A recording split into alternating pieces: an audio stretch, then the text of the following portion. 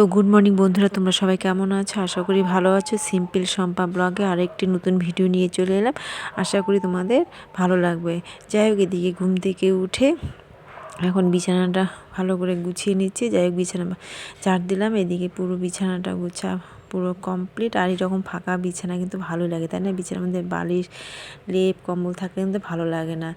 যাই হোক, এদিকে সকালবেলা ব্রেকফাস্ট বানানো কমপ্লিট হয়ে গেছে। সবাই খাইয়ে দাইয়ে সবাই এখন যে যার কাজে সবাই বেরিয়ে পড়েছে। তারপরে এখন যাই হোক, খাওয়া দাওয়া কমপ্লিট। সকালবেলা এখন ঘরগুলো মানে ঝাড় দিয়ে এখন ঘরটা মুছে নিচ্ছি। সকালবেলা কিন্তু ঝাড় দিয়েছি, কিন্তু ঘরটা মোছা হয়নি, কারণ সকালবেলা ব্রেকফাস্ট বানানোর ব্যাপার থাকে। এই জন্য ব্রেকফাস্ট বানিয়ে সবাইকে খাইয়ে দাইয়ে মানে যে যার কাজে এখন চলে গেছে।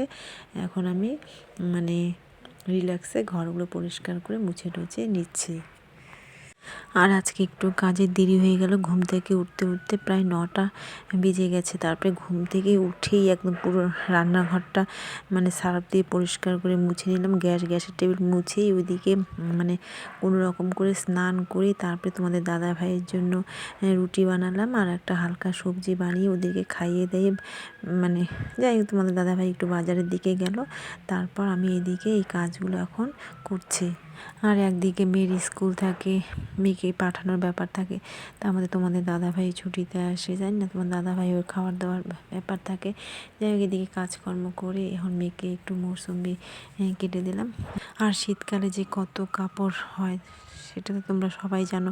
এদিকে কাপড় গোছাতে, বিছানা গোছাতে প্রায় অনেকটা সময় চলে যায়। এদিকে আবার রান্না করারও ব্যাপার থাকে। আমি দেখি সবার টাইম বুঝে তারপরে রান্নাঘরে যাই, তারপরে তাড়াতাড়ি করার চেষ্টা করি। কারণ রান্নাটা আমাকেই করতে হবে, রান্নাঘরটাও আমাকে পরিষ্কার করতে হবে, ঘর দুয়ার আমাকেই পরিষ্কার করতে হবে।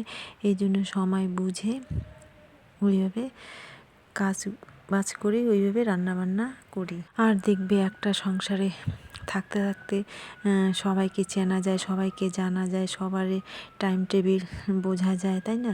ওইভাবে কিন্তু মানে জানি বলে ওইভাবে আমরা কাজ করি। কিন্তু কেউ বলবে না যে থাক আজকে আমি রান্না করি। রান্না কমপ্লিট। এখানে স্যালাড রেডি করলাম।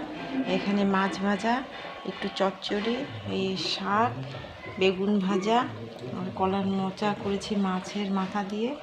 এখানে লাউ দিয়ে মুসুর ডাল, এটা কিন্তু কালকের।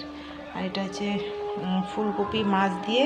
আর এখানে একটু মাংস একটু মানে কষা রাখলাম, এটা মেয়ে খাবে, মেয়ে পছন্দ করে কষা মাংস।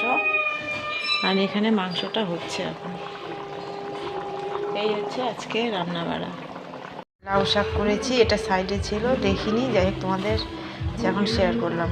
লাউ শাক করেছি।